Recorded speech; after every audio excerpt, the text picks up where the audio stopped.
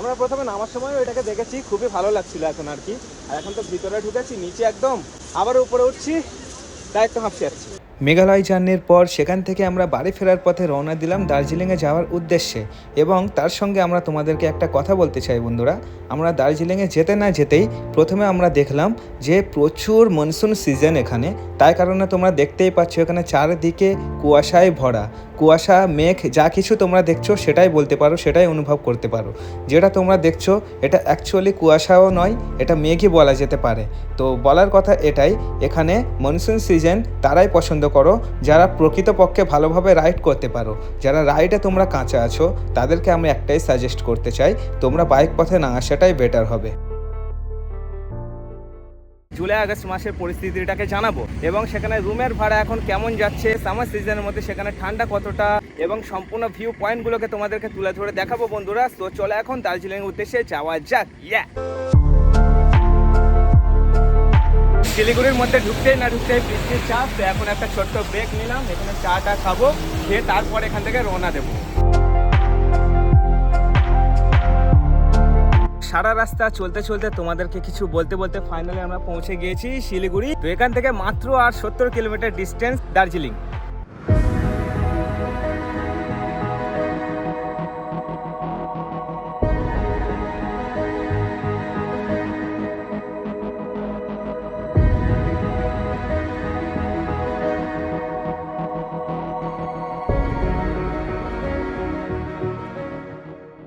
Finally আমাদের waiting শেষ, পৌঁছে গেছি দার্জিলিংয়ে। যেই আমরা রুমটা সিলেক্ট করেছিলাম আর কি, তো এই হচ্ছে সেই রুম, দ্য লোকাল ট্রাইব। সমস্যা হচ্ছে এটা, এখানে আসতে গেলে ফার্স্ট টাইম যদি তোমরা ভিজিট করো, এলাকার মানুষজনদেরকে অবশ্যই জিজ্ঞেস করবে, গুগল লোকেশনের সাজেশন একদমই নেবে না মোটেই। মোটামুটি আধা ঘন্টা মতো ফেঁসে গিয়েছিলাম একটা রাস্তায়, মানে অতিরিক্ত খারাপ রাস্তা, বন্যা টন্যা হয়েছিল হবে। তো যাই হোক, এখন মোটামুটি ওপরওয়ালা শুকর আলহামদুলিল্লাহ যে আমরা এখানে পৌঁছে গিয়েছি, দুই বন্ধু বেঁচে আছি মোটামুটি। তো এই হচ্ছে আমাদের রুম। তো চলে এখন রুমটা পুরো তোমাদেরকে দেখাই। আর এই রুমের মধ্যে এর সঙ্গেই মোটামুটি রেস্টুরেন্ট ইনক্লুডেড, আমাদের বাইরে না গিয়েও এখানে সম্পূর্ণ খাওয়া দাওয়ার ব্যবস্থা আছে। কালকে এসেছিলাম, কালকে কিছু দেখায়নি এই কারণে যে আমরা অতিরিক্ত ক্লান্ত হয়ে গেছিলাম। যেটা বলার কথা, আমরা গাড়ি নিয়েও ফেঁসে গেছিলাম আধা ঘন্টার মতো, সেটাও তোমাদেরকে বলেছি। সো চলো আজকে এই রুমটাকে দেখাই তোমাদেরকে, রুমটা কেমন সুন্দর এবং কতটা দাম নিল। দাম তো অবশ্যই তোমাদেরকে বলে দিয়েছি যে 1100 টাকা নিল। তো 1100 টাকা হিসেবে এই রুমটাকে তোমাদেরকে দেখাই। এই রুমের সঙ্গে আমরা একটা বেড পাচ্ছি, এই বেডের মধ্যে 2 পার্সন শুতে পারবে, এবং তার সঙ্গে বাথরুমটাকে দেখিয়ে দেই, যেটা সব থেকে ইম্পর্টেন্ট। এই যে আমাদের মোটামুটি বাথরুম আছে, এর মধ্যে এত বড় জায়গা আছে, একসঙ্গে 20 জন স্নান করতে পারবে। আর যে হচ্ছে আমাদের মিরর আছে, এখান থেকেও ভিউ পয়েন্ট আছে। আর একটা হচ্ছে এখান থেকে আমাদের একটা ব্যালকনি দিয়েছে, যেটা হচ্ছে এই দরজাটা খুললে ভিউ পয়েন্টটা জাস্ট তোমরা দেখো। ওহ অসাম, তাই না?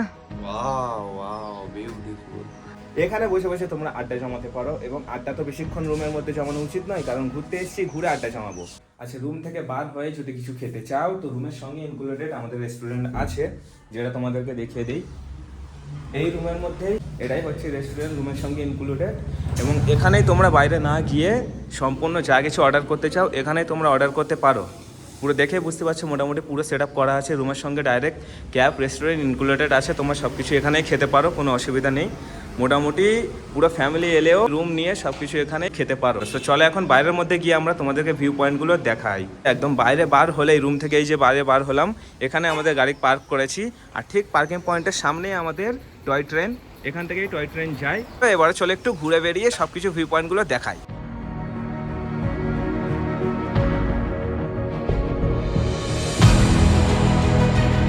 মোটামুটি আমরা রুম থেকে বার হয়েছি, সকাল তখন 10টা বাজে। তো বার হতেই না হতেই প্রচন্ড খিদে পেয়েছে, তো ছোট্ট একটা ব্রেক নিলাম, এখানে কিছু খাবো, খাওয়া দাওয়ার পর তারপরে উপরের দিকে গিয়ে তোমাদেরকে ভিউ পয়েন্টগুলো দেখাবো। তো আমরা নিয়েছি রোল একটা করে, 70 টাকা করে নিল।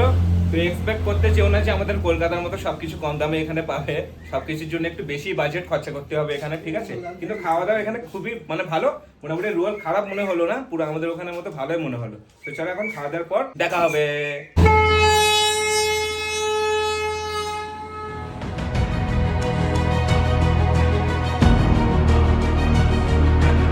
এই মোটামুটি বাতাসিয়া লুপের উপরে আমরা উঠে চলেছি।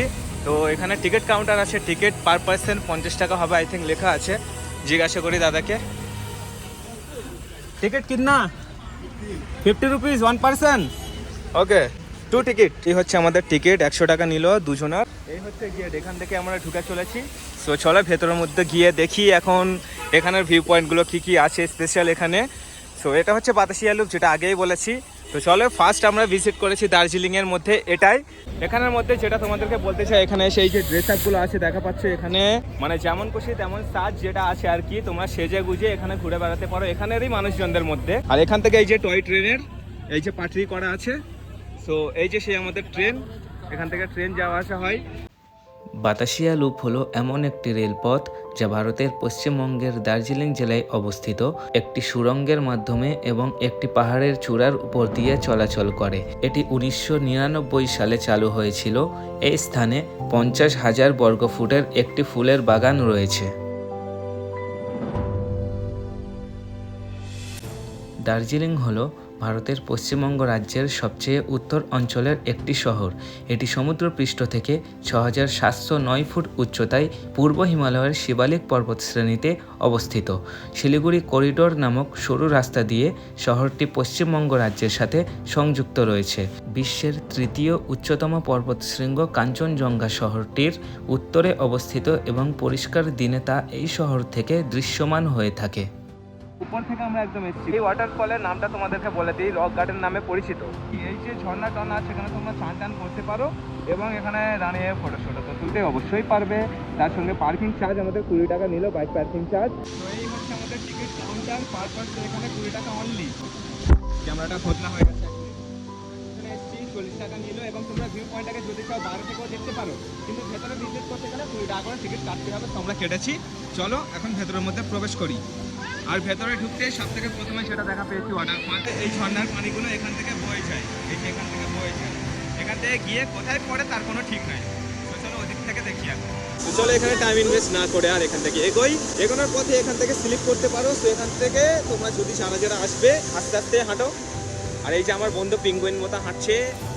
এখন আপাতত দেখি উপর থেকে এই জায়গাটাকে কেমন লাগে আর কি। আমরা প্রথমে নামার সময় ওইটাকে দেখেছি, খুবই ভালো লাগছিল এখন আর কি। আর এখন তো ভিতরে ঢুকেছি, নিচে একদম আবার উপরে উঠছি, তাই একটু হাঁপসে যাচ্ছি। এমনটা নয় যে আমি কিছু বলতে পারছি না, এমনটা নয় যে আমি চলতে পারছি না, চলছি বলছি, কিন্তু তার সঙ্গে একটু হাঁপসাচ্ছি। সব দাদারা দিদিরা উপরে যারা উঠেছিল তারা নিচে নেমে গেছে, এখন আমরাও যাচ্ছি পায়ে হেঁটে। এই যে ওয়াটারফলটা তোমাদেরকে নিচে থেকে দেখাচ্ছিলাম, এখানে এগুলো সব ভেবো না যে অরিজিনাল, সব ফেক। এখান থেকে ওয়াটারফলের ভিউটাও পাওয়া যাচ্ছে উপরে উঠে।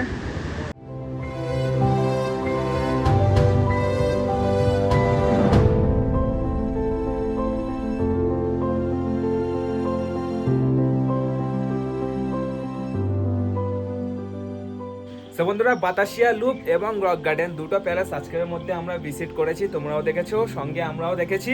তো যাই হোক, আমরা সেই রুমটায় ছিলাম আর কি। সেই রুমটা কাল বা আজ সকালে তোমাদেরকে দেখেছিলাম যে ভিউ পয়েন্টটা এই উইন্ডো থেকে, মানে আমাদের দরজা থেকে আর কি। তো এখান থেকে ভিউটা তোমরা দেখেই বুঝতে পারছো কতটা সুন্দর। মানে এই প্যালেস থেকেই মানে সবকিছুর টাকা বসুল বললেই চলে, ঠিক আছে। এই যে তোমরা দেখেই বুঝতে পারছো, জাস্ট মনে হচ্ছে যে আমরা মেঘের থেকেও উঁচুতে আছি। এটা একটা অস্বাভাবিক একটা দৃশ্য, মানে নিজের চোখে না দেখলে বিশ্বাস হবে না আর কি। ফার্স্ট টাইম আমরা ভিজিট করেছি দার্জিলিং, তাই কারণে হয়তো আমাদের এতটা ভালো লাগছে আর কি। আর এতটা কি, এখানে মানে বারবার আসলে বারবার এতটাই ভালো লাগা দরকার, কারণ যেহেতু আমাদের দৃশ্যগুলো আর কি বারবার চোখে পড়ে না। আমরা যেই প্যালেসে থাকি সেখানে সারাক্ষণ খালি এই কুয়াশা বা এই মেঘ, এগুলো বাদ দাও, গাড়ির ধোঁয়াটাই আমাদের মানে চোখের মধ্যে থাকে এবং মুখের মধ্যে ভেসে থাকে। এই যে ভিউ পয়েন্টটা খুবই সুন্দর, আমার স্পেশালি লেগেছে। সো যাই হোক, তোমরা দেখাই পাচ্ছ এবং কালকে আমরা কোন কোন জায়গায় যাই সেটাও তোমাদেরকে দেখাবো। সো জাস্ট দেখতে থাকো এবং আমাদের সঙ্গে থাকো বন্ধুরা।